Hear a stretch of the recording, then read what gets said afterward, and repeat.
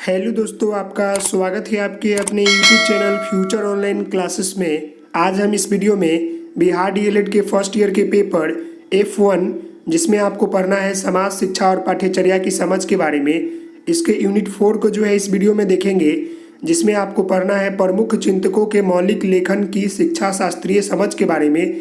इस यूनिट से रिलेटेड जो है पहले मैंने 4 वीडियो बनाया है, जिसमें मैंने आपको महात्मा गांधी के बारे में, गिजुभाई बधेका के बारे में, रविंद्रनाथ टैगोर के बारे में और मारिया मोंटेसरी के बारे में जो है बताया है। मैं आपको बता दूं कि यह जो यूनिट है काफ़ी महत्वपूर्ण है आपके एग्जाम से लेकर, तो आप इस वीडियो को जो है देखेंगे, साथ ही साथ प्रीवियस चारों वीडियो को देख ले, क्योंकि प्रीवियस ईयर का क्वेश्चन देख ले। आपको इस यूनिट से जो है प्रश्न आपको 2 या 3 आपको जो है लॉन्ग क्वेश्चन में मिलते हैं, तो ज़रूर इस यूनिट को जो है अच्छे से पढ़ेंगे ताकि आपके 10 नंबर जो है वो कन्फर्म हो जाए।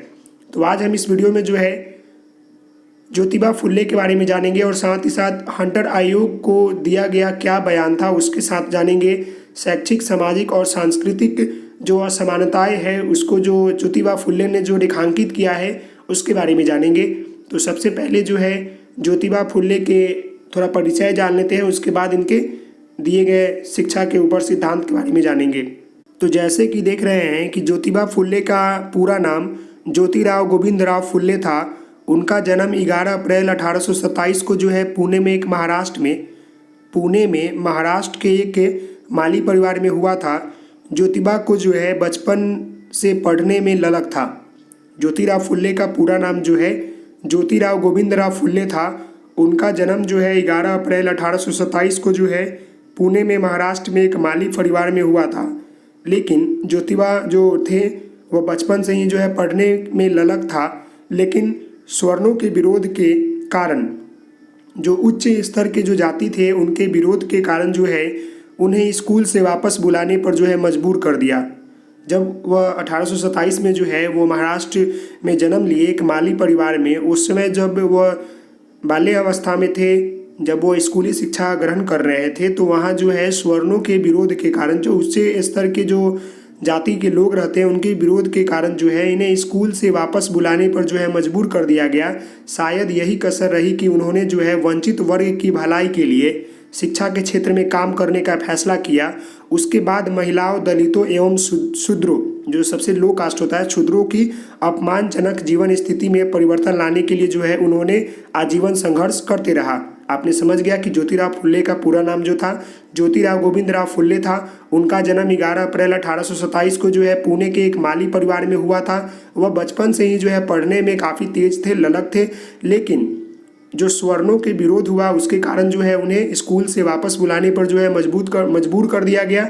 साथ ही साथ जब यही कसर रही, जब उन्हें स्कूल से वंचित रख दिया गया, तो उसी समय उन्होंने जो है प्रेरणा लिया कि मुझे जो है जो पिछले वर्ग के लोग हैं, महिलाएं हैं, दलित हैं, क्षुद्र हैं, उनकी जो स्थिति है उसमें जो है परिवर्तन लाना है, साथ ही साथ उनके लिए जो है भलाई करना है। इसी को प्रेरित लेते हुए वह आजीवन, पूरे जीवन जो है संघर्ष करते रहे इन सभी लोगों के लिए। अब आगे जानते हैं नेक्स्ट पॉइंट में। सन 1842 में जब भारत सरकार ने विलियम हंटन की अध्यक्षता में एक शिक्षा आयोग का गठन किया, तो इसके सबसे पहले ज्योतिबा फुले के हंटर आयोग का सुझाव प्रस्तुत किया। जब 1882 ईस्वी में भारत सरकार ने जो है विलियम हंटर के अध्यक्षता में जब शिक्षा आयोग का गठन किया और उसमें जो है ज्योतिबा फुले के हंटर आयोग जो था उसके जो है सुझाव को प्रस्तुत किया गया।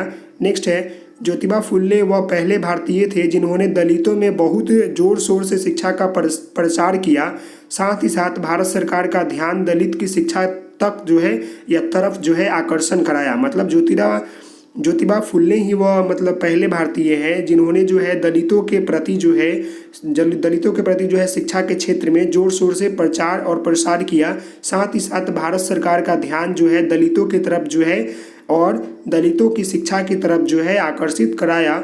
उन्होंने अपने सुझाव में समाज में शैक्षिक, सामाजिक एवं सांस्कृतिक मान्यताओं को रेखांकित करते हुए शिक्षा में भेदभाव खत्म करने पर ध्यान आकर्षित कराया। मतलब कि ज्योतिबा फुले ने जो है हंटर आयोग के माध्यम से जो है उन्होंने जो है भारत सरकार के जो है ध्यान जो दलित वर्ग के लोग हैं, जो पिछले वर्ग के लोग हैं, उनके शिक्षा के ऊपर जो है ध्यान को आकर्षित कराया।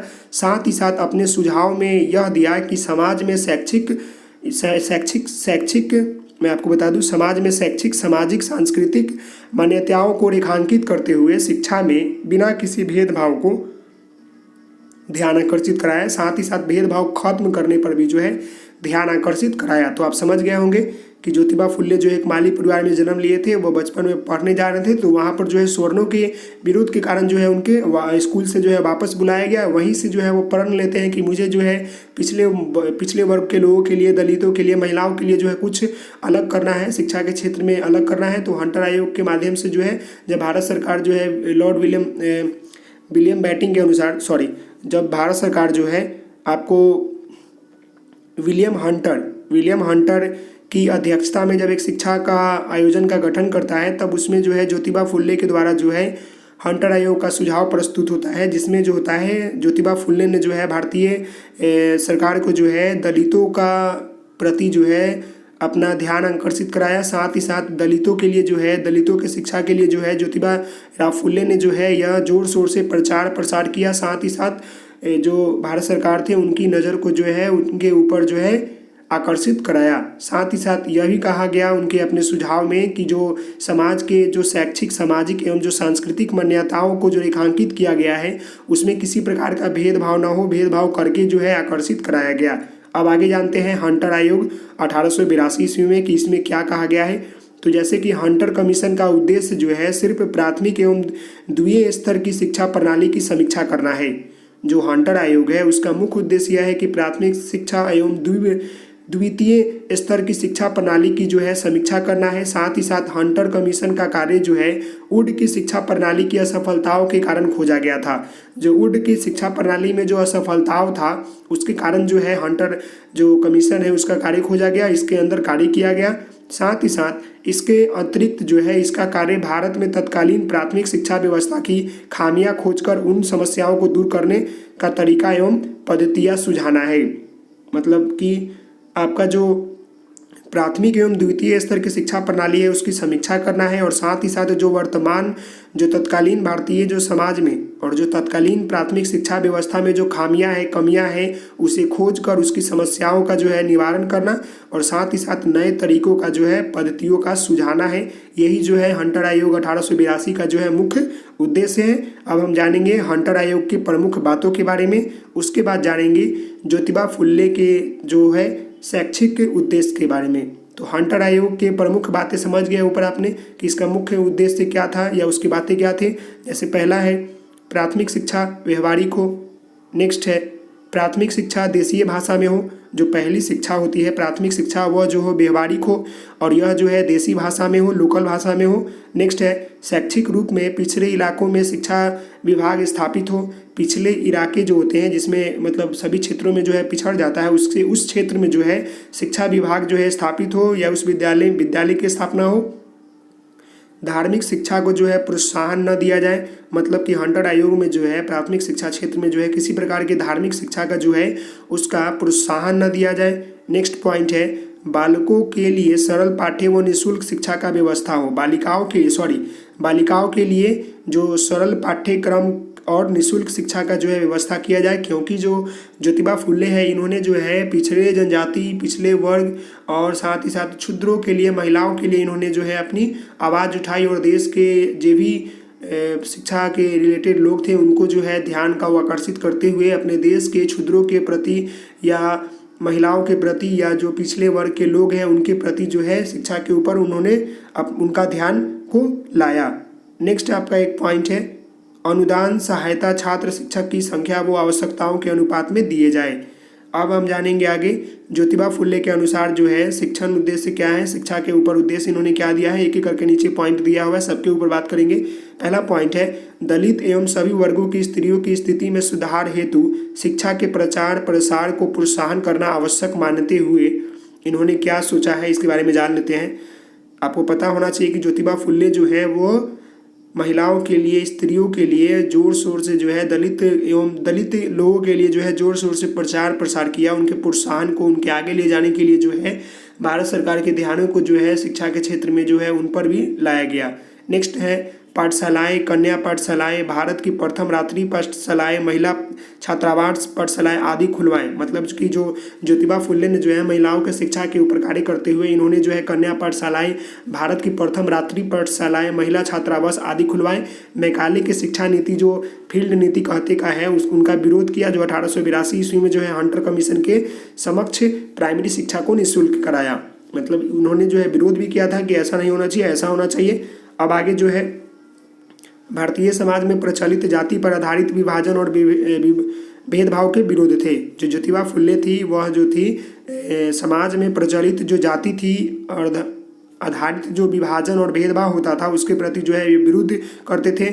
इनका मूल्य उद्देश्य स्त्रियों की शिक्षा और अधिकार प्रदान करना, बाल विवाह का विरोध करना।